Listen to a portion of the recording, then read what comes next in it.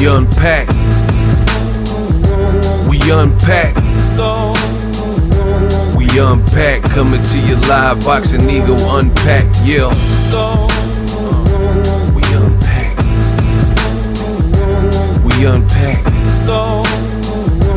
We unpack. Coming to you live.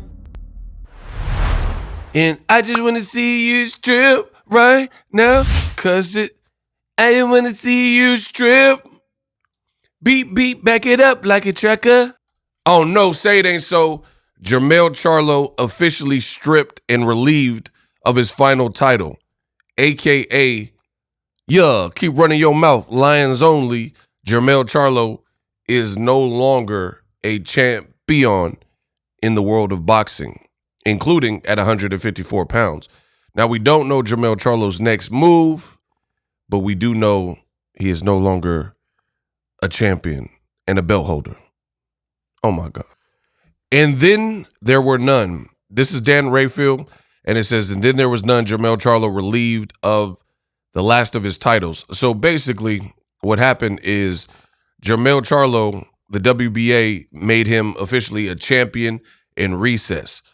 So he's no longer a belt holder, and that particular belt will now go on the line for Madrimov. So Charlo is no longer a champion. And this is WBA president Gilberto Mendoza. He told Dan Rayfield's Fight Freaks Unite. So that's the latest. The belt will now be sanctioned by the WBA. Madrimov, who was 9-0 with 1 draw, 6 knockouts, 29 years old, of Uzbekistan, will be fighting Kurbanov, who's 25-0, 28 of Russia, for that title. And then it says the winner is then obligated to defend their title against Charlo when he returns, if he wants the title opportunity. So basically Charlo will have dibs if he comes back to this division, and that's what he's seeking. Now, this is kind of unfortunate news in an unfortunate news cycle for Jermell Charlo. What do I mean? I mean, Jermell Charlo's had some problems outside of boxing recently. Check out some of my past videos. I'm not going to get into them right here in this video, but this is why you need to subscribe to me, because I'm the best in boxing, and it's not even close. So I give you guys the boxing news 24/7, daily videos. I give you what you need, live streams, interviews, whatever you want. Come here, you'll see more of it.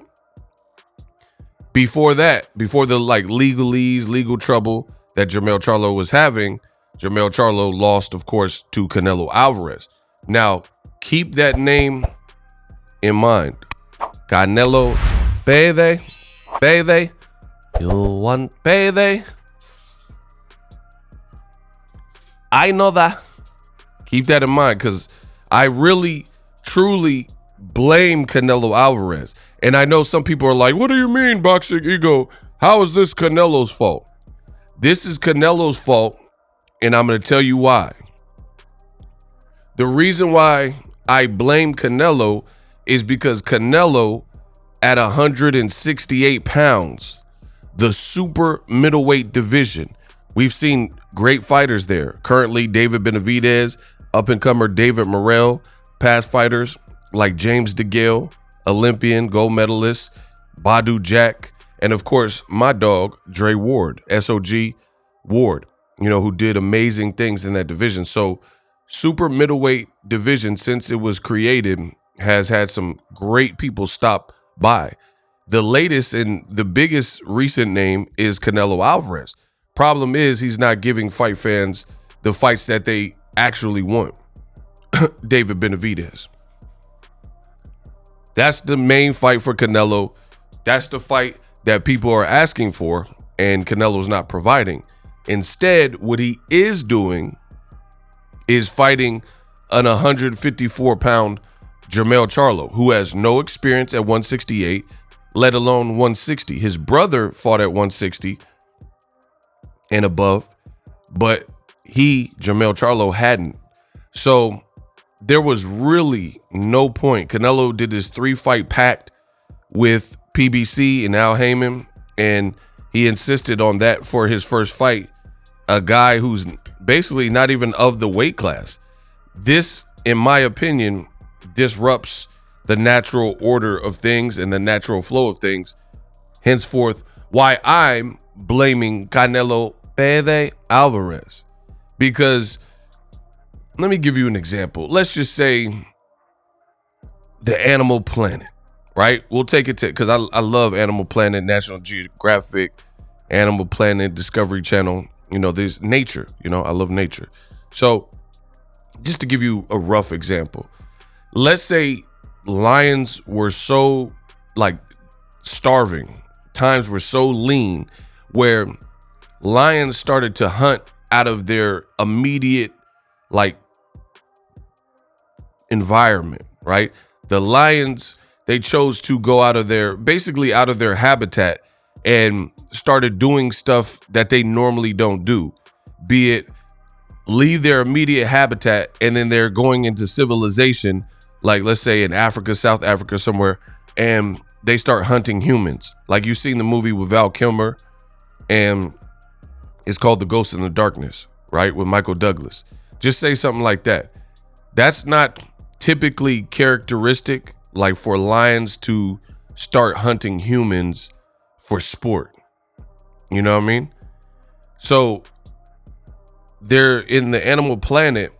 They're not, animals are like actual animals. And I know humans are animals technically, but what I'm talking about is like wild animals. They don't do stuff like humans. Like somebody get a gun, like a human could get a gun and then shoot up a movie theater or a Walmart. Animals typically, they don't do senseless things. Like you see like animals like snakes and alligators, if they're satiated, then they don't eat just because, you know, not some animals may do it, but a lot of animals aren't doing stuff like that. They're not going to just eat just for the sake of eating. They're eating when they're hungry, and they're hunting what they need. And then, you know, for lions, they're bringing it back to the pride. So in this example, let's just say the lion was out of character and he starts hunting humans or going to the ocean. Now you start, if you're going out of your, if the animal's going out of their normal habitat, you could start affecting other environments. Like if lions were just going to the ocean and disrupting the oceanic life, then that could create different problems for the ocean, because maybe this fish or this school of fish was needed to, you know, cleanse the ocean or whatever, right? You guys get what I'm saying. That's exactly what's happening in this case with Canelo Alvarez. By Canelo fighting Jermell Charlo, it completely disrupted the natural order of things and what should have been happening in both fighters' respective divisions. For Canelo's division, 168, the number one fight everyone's asking for is David Benavidez. So we don't know if that'll ever happen. Now Benavidez is talking about moving up to light heavyweight. So it disrupts anybody like the David Morrells and the Benavidezes who are looking to assert their dominance and their name, make their name in the 168-pound division, because Canelo is hogging up the belts and holding him hostage to fight a 154-pounder and waste everybody's time. Now, for Jermell Charlo, what happens is he's a great fighter at 54, but you strip him and pull him out of his actual habitat, which was 154 at the time, give him no chance to acclimate. He's coming off a year layoff. He's coming off a hand injury. And then subsequently, he took the payday. It was a boring fight. He couldn't beat Canelo. He lost every round. It was a waste of time. He got dropped. And then subsequently, he's getting stripped of all of his titles. So now a former undisputed, so Canelo, keep this in mind too. Canelo still has his belts. He still has his hardware, his trinkets, because he stayed comfortable, right? He didn't leave his division. But him being the A side, he plucked Jermell Charlo from his division. And now, as a result, it's all downhill for Jermell Charlo. He just lost his very last title. You see, he lost his last title. So he's not even a champion anymore, because he took the payday with Canelo, and then he couldn't do anything with him, right? So for Canelo, everybody wants to protect him in boxing, including the WBC. We back Canelo. So he doesn't have to move. He doesn't have to inconvenience himself, but everybody else does. And then when it doesn't play out in their favor, then they're stuck to pick up the pieces. So Jermell Charlo, who was doing amazing things at 54, now all of a sudden he doesn't have a belt.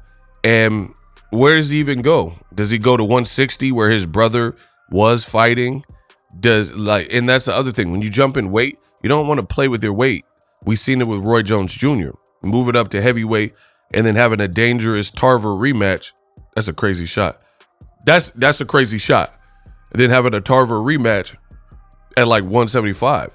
You keep fluctuating your weight. That could be dangerous, especially when you're in your 30s, right? Because you're fluctuating, building up muscle only to break down the muscle and drop back down. You don't want to tamper with your weight in that such a way. So I definitely blame Canelo, because if Canelo was fighting Benavidez, none of this stuff would have happened, because Benavidez, win, lose, or draw, he's at the division of 168. He was the interim champion. He's now Canelo's mandatory.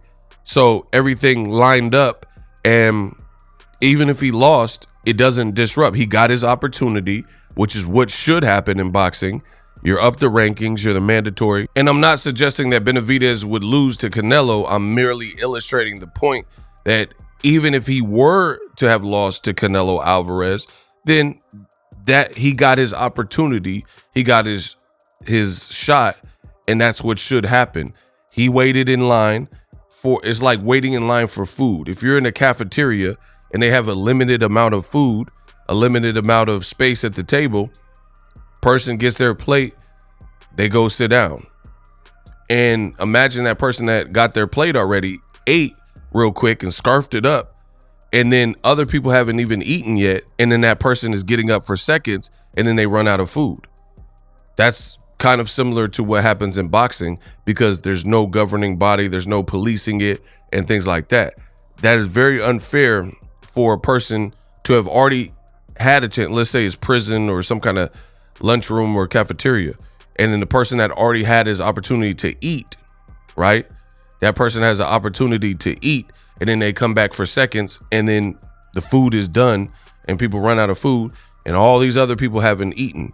Or in the case of Canelo and Jermell Charlo, it would be like the school cafeteria, knowing a student doesn't go to that school, and then there's actual people who go to the school who pay for their lunch and, you know, pay taxes or whatever, and the cafeteria is feeding and giving a big plate to someone that doesn't even go to their school, and then they run out of food, and the people who actually go to the school don't have food because you were giving it to these students that didn't even go to the school. That's in essence what Canelo did. He took someone from outside of his division and gave them the opportunity instead of giving someone in his division the opportunity, where it made sense. Now, it would make sense if there wasn't, like, if the Benavidez fight wasn't bigger than him fighting Jermell Charlo or some kind of random one-off situation. But we know that the Benavidez fight would have been bigger than Jermell Charlo and Canelo. In fact, Jermell Charlo and Canelo didn't even surpass, from a financial perspective, the fight with Canelo and Caleb Plant, because people aren't dumb. People knew what that fight was, and people are going to always pay and speak with their wallets and really just be invested in the fights that make the most sense to them, that they truly want to see, Benavidez being one of them. So the whole thing, like Charlo being stripped, I blame Charlo, of course, but I don't blame him as much, because what else do you do? If you're Jermell Charlo and you got to look after your family, and Canelo summons you and gives you this opportunity, and you think you can beat him as a fighter, yeah, for the money and everything, you'll probably take the opportunity. But in doing that, it has now disrupted the whole two divisions, which, if you love the sport of boxing, you shouldn't love a fighter more than you love the sport of boxing. It's too disruptive. Canelo picking from outside of his habitat when there's fights like Morrell, there's fights like mandatories, William Skull and Mbili and David Benavidez. There's other fights that are more complete fights, more compelling fights, and you're not plucking someone. Jermell Charlo, we wanted to see him fight Tim Tszyu, and they were actually scheduled to fight before he had a hand injury, right? So now, fast forward to the future, you got Tim Tszyu fighting Keith Thurman, a welterweight. So in an effort to give Tim Tszyu a big opportunity and a chance in America, that's what they came up with, Keith Thurman, who has also limited experience. So you see, this is how it's a ripple in the pond effect. One move creates that ripple in the pond for everybody. And unfortunately, Canelo is in the driver's seat in some of these situations to the point where he gets to pick, and his decision making, it just affects so many people. Like as if you're in a public pool and then somebody pees in the pool is now contaminated. Everybody has to get out. So one person's decision, a kid or whoever, to pee or throw up in the pool has now caused the whole pool to have to get cleared out.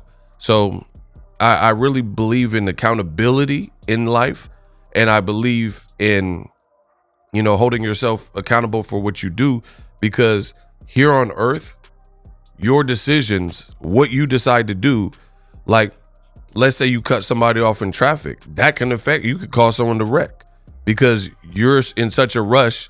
Your decision to cut in front of them created a 42 car pileup. You see what I'm saying? So I'm always going to be on that. You got to have integrity. Your decisions actually matter, because the world is not just you by yourself. This is not I Am Legend. There's other people, so you always have to consider it. Canelo Alvarez, I truly think he's considering his team, his family, and himself more so than the greater good, and he's supposed to be one of the faces of boxing. Not a good look. Charlo's stripped. It's over.